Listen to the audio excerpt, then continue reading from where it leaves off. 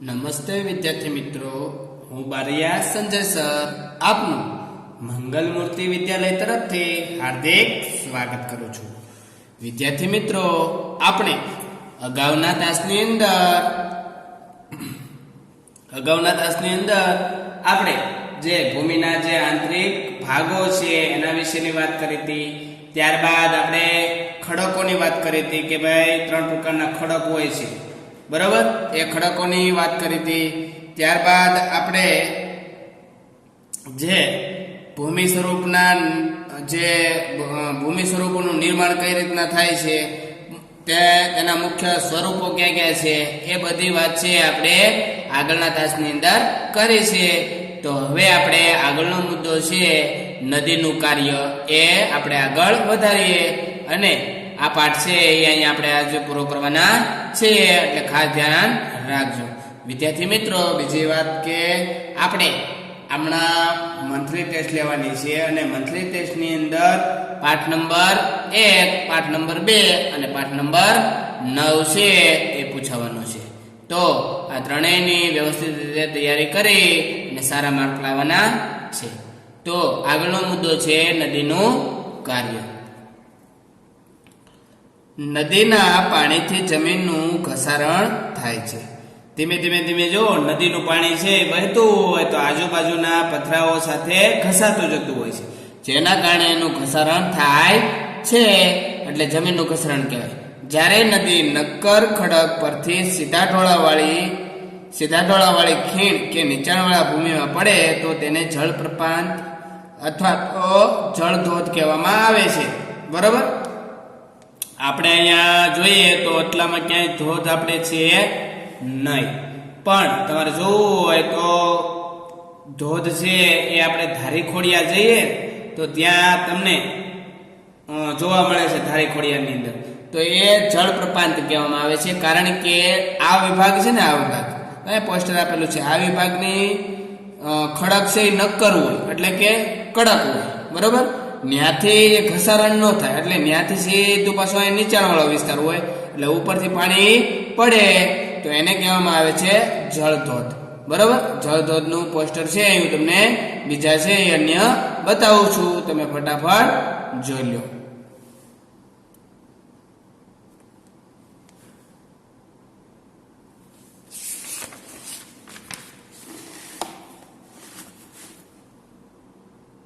હવે વિદ્યાર્થી મિત્રો, આપણે 52 પેજ ઉપર જઈએ અને ત્યાં જે સરોવરો છે, બરાબર, એની રચના કઈ રીતના થાય છે એ આપણે જોઈ લઈએ. જ્યારે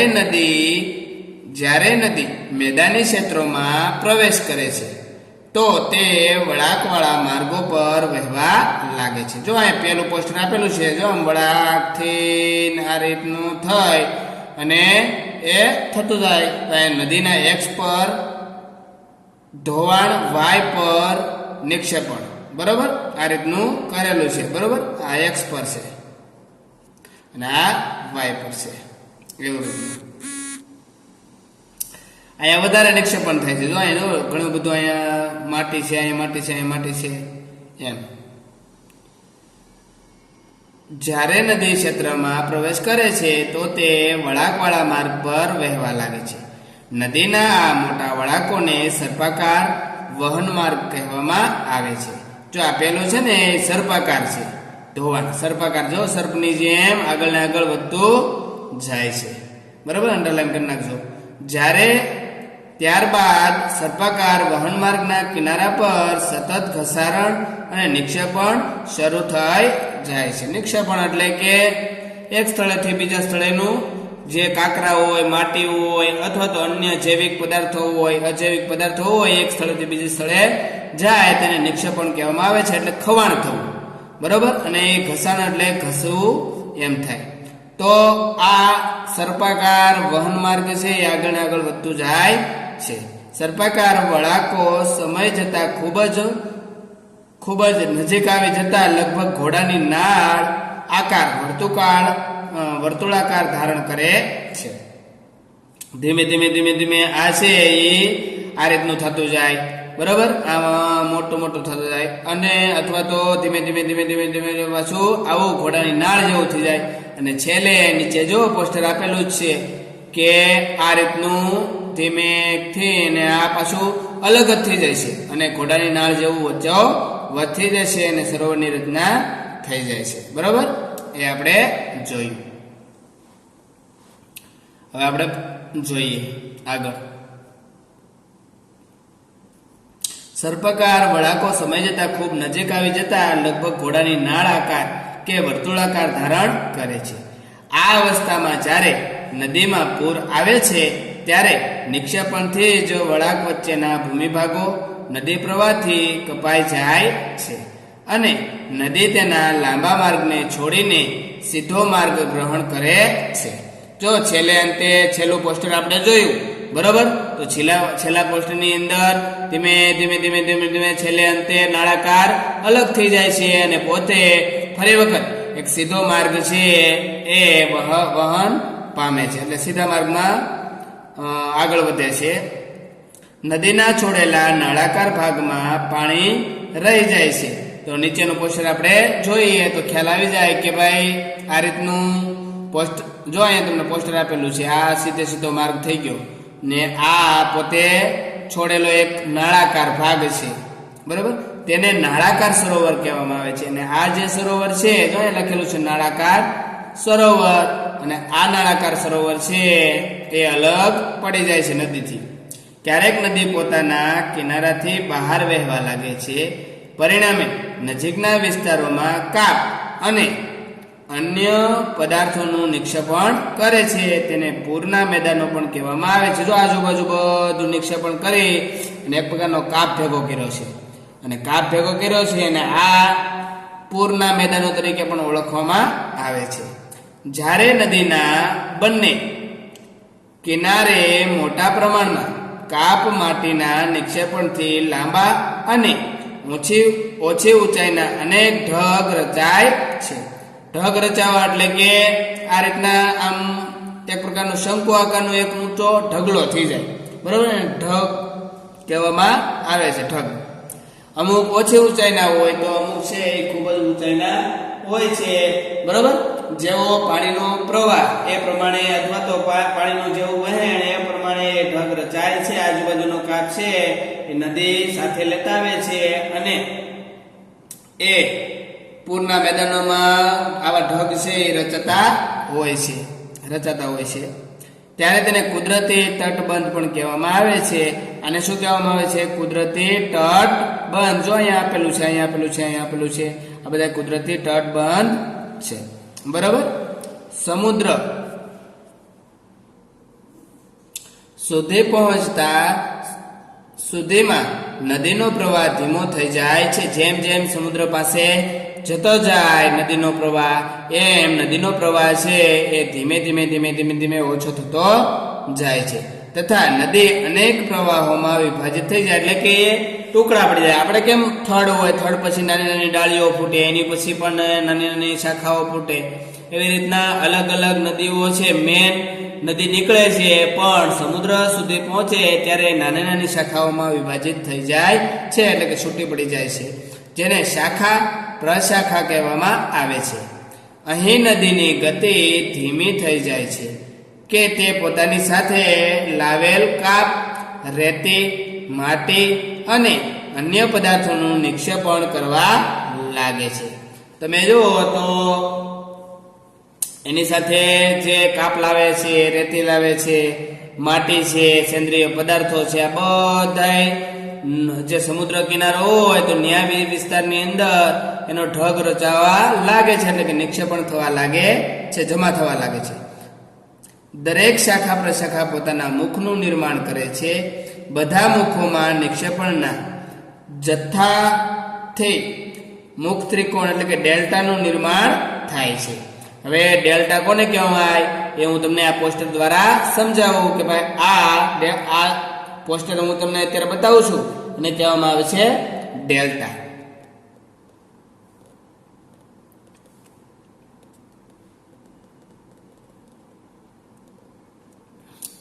ડેલ્ટાનું તમે પોસ્ટર જોયું. હવે આપણે સમુદ્ર મોજાનું કાર્ય શું છે એ આપણે જોઈએ, પણ એની પહેલા અહીંયા જો પોસ્ટર પૂરનું મેદાન આ રીતના બરોબર, પછી નદીનું સ્તર, પછી કાપનું મેદાન, આમ બધા અલગ અલગ મેદાનો છે એ અહીંયા આપેલા છે. પૂરનું મેદાન જો અહીંયા આપેલું છે આમ થોડુંક વાંકું, પછી નદીનું સ્તર અહીંયા, અને કાપનું સમતલ મેદાન એટલે સીધે સીધું, એમાં કાંઈ ઉબડ ખાબડ જમીન હોતી નથી.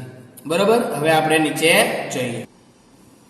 સમુદ્ર મોજાનું કાર્ય સમુદ્ર મોજાના ઘસારણ અને નિક્ષેપણ કિનારાના ભૂમિ સ્વરૂપો બનાવે છે. સમુદ્રના મોજા સતત ખડકો સાથે ટકરાયા કરે છે, જેનાથી તિરાડો બને છે. સમયાંતરે તે માટી અને પહોળી બની જાય છે. તમે જો સમુદ્રના મોજા છે એ આજુબાજુના તટ પ્રદેશ હોય તો તેના કિનારાની અંદર ઘસારણ અને નિક્ષેપણ ના ભૂમિ સ્વરૂપો બનાવી દે છે. એટલે કે ત્યાં ઉબડ ખાબડ જમીન બનાવી દે, અમુક જગ્યાએ સમતલ જમીન બનાવી દે, અમુક જગ્યાએ રેતિયાળ જમીન બનાવી દે છે. બરોબર, તમે આપણે જો ભવાની જાઓ તો ભવાનીના વિસ્તારોની અંદર તો બધે વધારે પડતો પૈણાઓ તમને જોવા મળે. તો આ જે રેતી છે તો રેતીવાળા મેદાનો થઈ જાય છે. અને તમે લાઇટ હાઉસ છે, બંદર છે, વિસ્તારોની અંદર જાઓ તો ત્યાં પહાડો સાથે ટકરાય છે, અને પહાડો સાથે ટકરાય એના કારણે ત્યાં બધી તિરાડો તમને જોવા મળશે. બરોબર, એવી રીતના કોટડા, આવા ઘણા બધા આપણે અહીંયા સમુદ્ર કિનારે તમે જો તો દરેક જગ્યાએ એક સરખી જમીન હોતી નથી, કારણ કે ઘસારણ અને નિક્ષેપણના કારણે આવી બધી અલગ અલગ ભૂમિ સ્વરૂપો છે એ નિર્માણ પામતા હોય છે.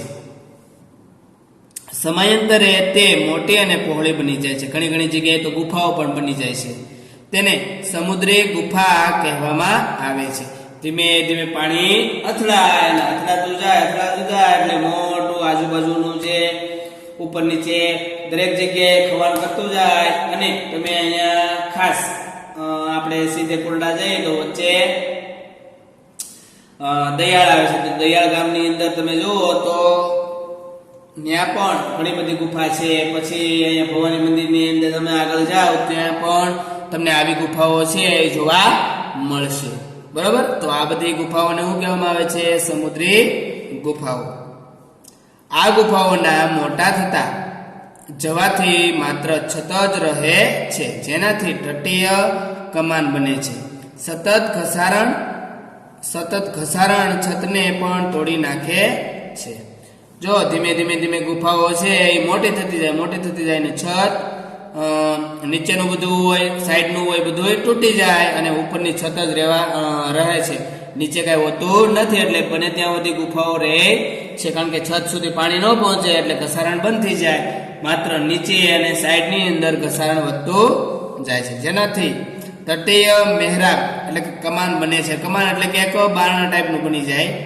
સતત ઘસારણ છતને પણ તોડી નાખે છે અને ફક્ત દિવાલો રહે છે. દિવાલ જેવા આ ભૂ સ્વરૂપને સ્ટેક કહે છે. સમુદ્ર જળની ઉપર લગભગ ઉધ્વ રહેલા એટલે કે થયેલા ઊંચા ખડકાવ કિનારાઓને સમુદ્ર કમાન પણ કહેવામાં આવે છે. વિદ્યાર્થી મિત્રો, તમે જો તો ધીમે ધીમે આ ઘસારણ છે એ વધવા લાગે છે. અને વધવા લાગે છે તો ઘણી વખત ભટકાય અને પાણી છે ઉપરની છત સાથે પણ અથડાતું હોય તો એ છત પણ ઘણી વખત પડી જતી હોય, એટલે આજુબાજુની અથવા સામેની દિવાલ છે માત્ર રહેતી હોય છે, જેને સ્ટેક કહેવામાં આવે છે. અંડરલાઈન કરી નાખજો, અને સ્ટેક કહેવામાં આવે છે. હવે આપણે પાના નંબર 53 ઉપર જઈએ.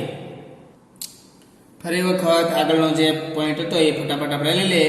સમુદ્ર જળની ઉપર લગભગ ઉધ્વ થયેલ ઊંચા ખડકાળ કિનારાઓને સમુદ્ર કમાન કહેવામાં આવે છે. જે ઊંચા ખડકાળ કિનારા હોય, બરોબર, એને સમુદ્ર કમાન પણ કહેવામાં આવે છે. સમુદ્રી મોજાઓ કિનારા પર નિક્ષેપણ જમા કરી સમુદ્ર પુલિનનું નિર્માણ કરે છે. બરોબર, હું તમને આ એનિમેશનની અંદર વ્યવસ્થિત રીતે સમજાવીશ. હવે આવે છે હિમ નદીનું કાર્ય. હિમ એટલે બરફ, અને બરફથી છવાયેલી નદીઓ છે કઈ રીતના કાર્ય કરે છે તો એ આપણે જોઈએ.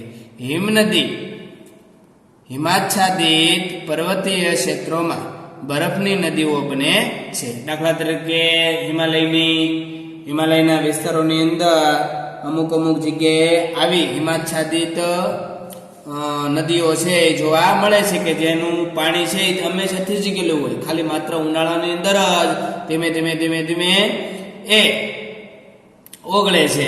બરોબર, એવી રીતના એન્ટાર્કટિકા છે, આર્કટિક સમુદ્ર છે, એ વિસ્તારોની અંદર પણ આવી હિમનદીઓ છે એ જોવા મળતી હોય છે. હિમનદીઓ નીચેના નક્કર ખડકોથી ગોળાશ્મી માટી અને પથ્થરોનું ઘસારણ કરી વિશિષ્ટ કે ગોળાશ્મી ભૂદ્રશ્યનું નિર્માણ કરે છે. હિમનદી ઘસારણ દ્વારા યુ આકારની ખીણનું નિર્માણ કરે છે. આ રીતના યુ આકારની ખીણનું નિર્માણ કરે છે આ હિમનદીઓ. ધીમે આની જે ખડકો છે એ ગોળાશ્મી એટલે કે ગોળાકાર ભાગની અંદર પથ્થરોનું ઘસારણ કરી અને ગોળાશ્મી ભૂદ્રશ્યનું નિર્માણ કરે છે. મિત્રો, આ આમ જોઈએ ને તો આ સાવ સહેલું છે, પણ તમને આવા શબ્દો અલગ બતાવેલા છે કે ભાઈ ભૂદ્રશ્ય, ગોળાશ્મી, બરાબર, ઘસારણ, નિક્ષેપણ, સમુદ્ર કમાન, સમુદ્રી મોજા, આ બધા થોડાક પાકા કરવા પડે, કારણ કે અત્યાર સુધી આપણે તળપદી ભાષાની અંદર બોલ્યા હોય, બરોબર, આવી બધી વસ્તુઓ, એટલે આ થોડીક સમજવામાં તમને તકલીફ પડશે, પણ વારે વાંચશો એટલે તમને ખ્યાલ આવી જશે. હિમનદી ઘસારણ દ્વારા યુ આકારની ખીણનું નિર્માણ કરે છે. હિમનદી પીગળતા પર્વતીય ક્ષેત્રોમાં આવેલા કોતરોમાં પાણી ભરાય સરોવર ટારનોનું નિર્માણ કરે છે. જો આ હિમનદી પીગળતા પર્વતીય ક્ષેત્રોમાં આવેલા જે કોતરો હોય એની અંદર પાણી ભરાઈ જાય છે, અને એ પાણી ભરાય એટલે એને ટોરના નામે ઓળખાય છે, એટલે કે સરોવરનું નિર્માણ થાય, જેને આપણે ટારનો કહેવાય. ટારનો હિમનદી દ્વારા લાવવામાં આવેલ પદાર્થો જેવા કે નાના મોટા ખડકો, રેતી, કાંકરા નિક્ષેપિત થતા તેના પ્રવાહ વચ્ચે ટેકરીરૂપ ડ્રમલીન ભૂમિ સ્વરૂપની રચના થાય છે. જો આ બધા હિમનદીઓ છે એના દ્વારા જે લાવવામાં આવેલા ખડકો છે, રેતી છે, કાંકરા છે, નિક્ષેપિત બધા પદાર્થો છે, બધું છે એક જગ્યાએ ભેગું થાય છે, અને એ બધું ભેગું થાય હિમનદીની આસપાસ, એને કહેવામાં આવે છે ડ્રમલીન. હવે આવે છે પવનનું કાર્ય. પવનનું કાર્ય. રણમાં પવન એ ઘસારણ અને નિક્ષેપણનું મુખ્ય પરિબળ છે. પવન ખડકોના ઉપરના ભાગની સરખામણીએ નીચલા ભાગને સરળતાથી ઘસે છે. હવે જેવી રીતના નદીનું કાર્ય હતું કે નદી છે ખડકોને ઘસારણ નિક્ષેપણની ઘટના કરતું હતું, એવી રીતના પવન પણ સેમ રીતે આ જ પોઝિશનની અંદર પોતે વારંવાર ઘસાવાથી એ નિક્ષેપણ અને ઘસારણ કરે છે. મોટાભાગે આ વસ્તુ છે રણ પ્રદેશોની અંદર ખાસ થાય. રણમાં પવન એ ઘસારણ અને નિક્ષેપણનું મુખ્ય પરિબળ છે. પવન ખડકોના ઉપરના ભાગની સરખામણી નીચલા ભાગને સરળતાથી ઘસે છે. બરાબર, નીચલો ભાગ હોય તો નીચલા ભાગને ધીમે ઘસે છે, કારણ કે પવન છે એને વધારે લાગવાનો છે. આવા ખડકોના આધાર સાંકડો અને મથાળું મોટું રહે છે. રણમાં ભૂછત્ર આકારના ખડકો જોવા મળે છે. છત્ર કેવું, આપણે કોઈ બી આપણે દાખલા તરીકે ગુંબજ કેમ હતો, તો એવા જો અહીંયા પોસ્ટરમાં આપેલો છે, અહીંયા તો આવા છત્ર આકારના ખડકો છે એ જોવા મળે છે, જેને સામાન્ય રીતે ભૂછત્ર ખડક કહેવામાં આવે છે. આ બધા આપણે કહીએ ને એ જેને સામાન્ય રીતે ભૂછત્ર ખડકો કહેવામાં આવે છે, તેવા ભૂમિ સ્વરૂપને ભૂછત્ર ખડક કહેવામાં આવે છે. પવન ગતિથી પોતાની સાથે રેતને એક સ્થળેથી બીજા સ્થળ પર પહોંચાડે છે. જ્યારે પવનની ગતિ અટકે છે ત્યારે ત્યાં રેતી ઉપર પથરાઈને નાની ટેકરીઓ બની છે, જેને આપણે ઢુવા કહીએ. ઢુવા, બારખંડ. જો અહીંયા આપેલું છે, અહીંયા આખું આપેલું છે, અહીંયા આપેલું છે, અહીંયા આપેલું છે, અહીંયા બધા એક પ્રકારના બમણો ટાઈપનું આખા મોટા ઢગ છે એ રચાઈ ગયા છે, અને ઢુવા અથવા તો બારખંડ કહેવામાં આવે છે. જ્યારે રાજસ્થાન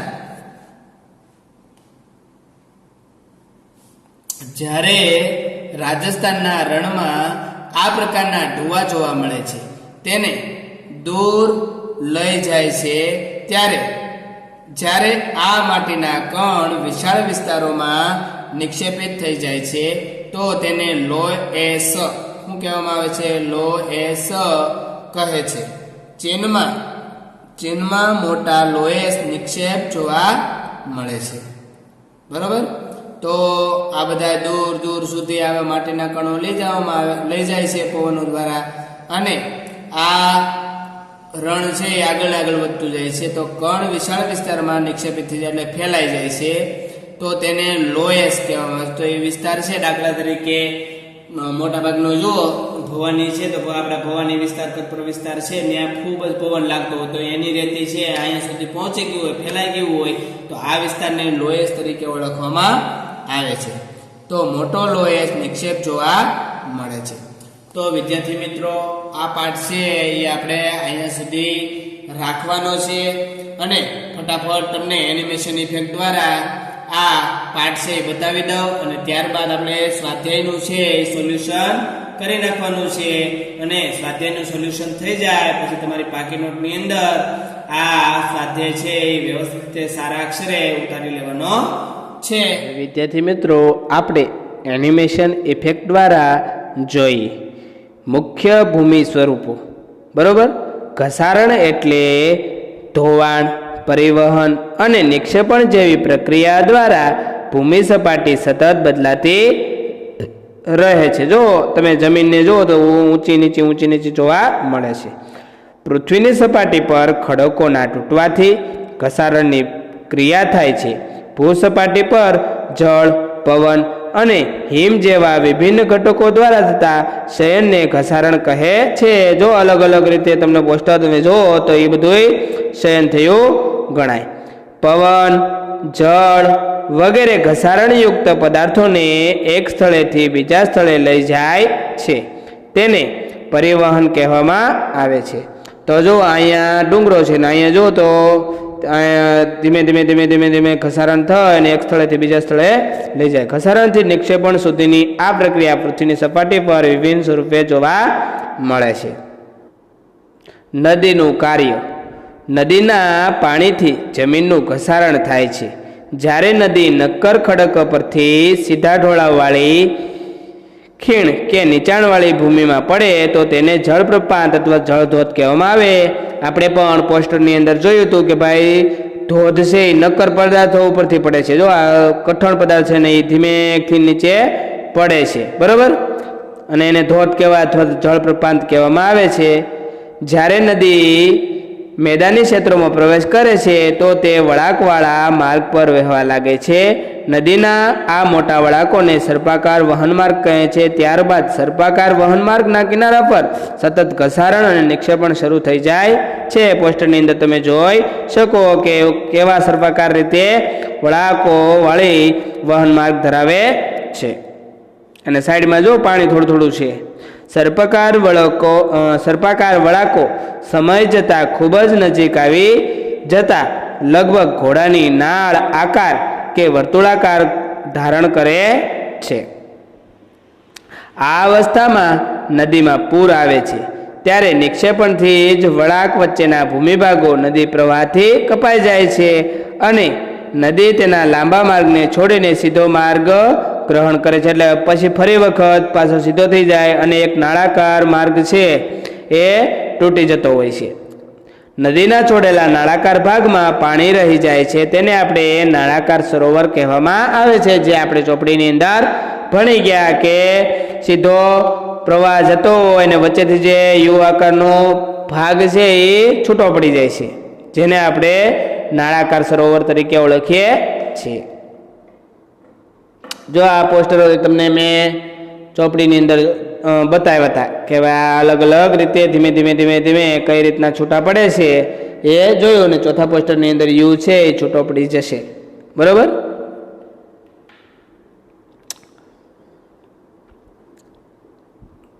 તો આ બધા હતા નાળાકાર સરોવરની રચના. હવે આવે છે નદીનું કાર્ય.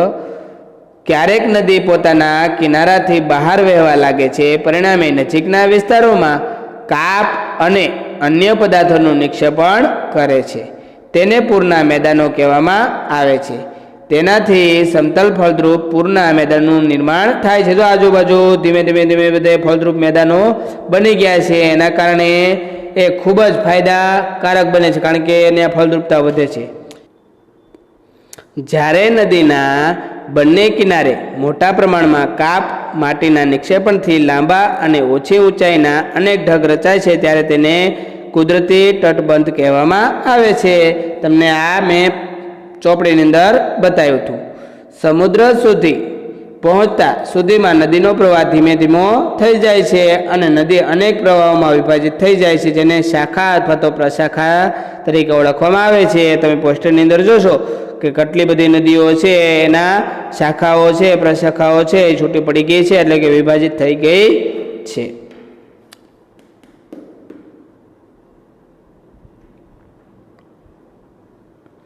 અહીં નદીની ગતિ ધીમી થઈ જાય છે કે તે પોતાની સાથે લાવેલ કાપ, રેતી, માટી અને અન્ય પદાર્થોનું નિક્ષેપણ કરવા લાગે છે. દરેક શાખા પ્રશાખા પોતાના મુખનું નિર્માણ કરે છે. બધા મુખોના નિક્ષેપણના જથ્થાથી મુખ ત્રિકોણ એટલે કે ડેલ્ટાનું નિર્માણ કરે છે. જો અહીંયા ડેલ્ટા આપેલો છે, તમને વચ્ચોવચ્ચે તમને જો અલગ અલગ ડેલ્ટા આપેલો છે. આખો ચારે બાજુ પાણી છે અને વચમાં જમીન છે, બરોબર. તો એ ડેલ્ટા તરીકે ઓળખવામાં આવે છે. અલગ અલગ ડેલ્ટાઓ અહીંયા આપેલા છે.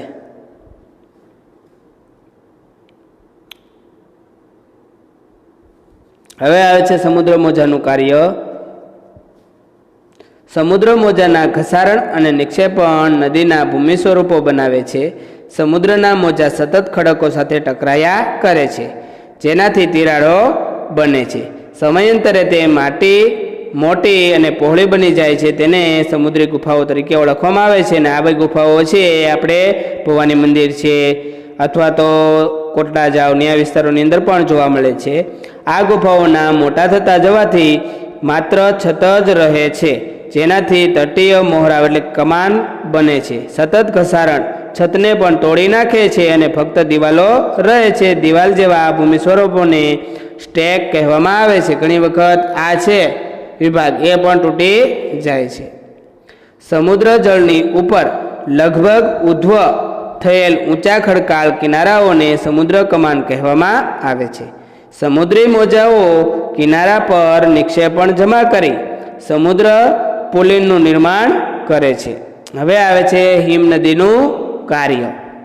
હિમનદી હિમાચ્છાદિત પર્વતીય ક્ષેત્રોમાં બરફની નદીઓ બને છે. હિમનદીઓ નીચેના નક્કર ખડકોથી ગોળાશ્મી માટી અને પથ્થરોનું ઘસારણ કરી વિશિષ્ટ કે ગોળાશ્મી ભૂદ્રશ્યનું નિર્માણ કરે છે. હિમનદી ઘસારણ દ્વારા યુ આકારની ખીણનું નિર્માણ કરે છે. તે હિમનદી પીગળતા પર્વતીય ક્ષેત્રોમાં આવેલા કોતરોમાં પાણી ભરાય સરોવર એટલે કે ટારનોનું નિર્માણ કરે છે. હિમનદી દ્વારા લાવવામાં આવેલ પદાર્થો જેવા કે નાના મોટા ખડકો, રેતી અને કાંકરા નિક્ષેપિત થતા તેના પ્રવાહ વચ્ચે ટેકરીરૂપ ડ્રમલીન ભૂમિ સ્વરૂપની રચના થાય છે. જો અહીંયા તમને સાઈડમાં નાના નાના ડ્રમલીનો છે ટેકરીરૂપ એ જોવા મળે છે. હવે આવે છે પવનનું કાર્ય. રણમાં પવન એ ઘસારણ અને નિક્ષેપણનું મુખ્ય પરિબળ છે. પવન ખડકોના ઉપરના ભાગની સરખામણીએ નીચલા ભાગને સરળતાથી ઘસી નાખે છે. એટલે નીચેનો ભાગ ઉપરના ભાગ કરતાં નીચેના ભાગમાં વધારે ઘસે અને એ માટી છે એ ઉપરને ઉપર જતી રહે એટલે ઢગ બની જાય આખું. જો અહીંયા તમને જુઓ તો નીચેનું આખું ઘસાઈ ગયું છે ને ઉપરનું ઘસાણું નથી. રણમાં ભૂછત્ર આકારના ખડકો જોવા મળે છે. તેવા ભૂમિ સ્વરૂપોને ભૂછત્ર ખડક કહેવામાં આવે છે.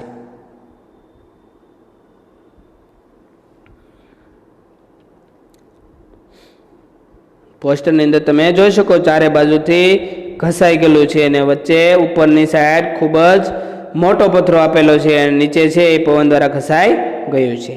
પવનની ગતિથી પોતાની સાથે રેતીને એક સ્થળેથી બીજા સ્થળ પર પહોંચાડે છે. જ્યારે પવનની ગતિ અટકે છે ત્યારે તે રેતી જમીન પર પથરાઈને નાની ટેકરી બને છે. તેને ઢુવા એટલે બારખન કહેવામાં આવે છે. રાજસ્થાનના રણમાં આ પ્રકારના ઢુવાઓ જોવા મળે છે. તેને દૂર લઈ જાય છે.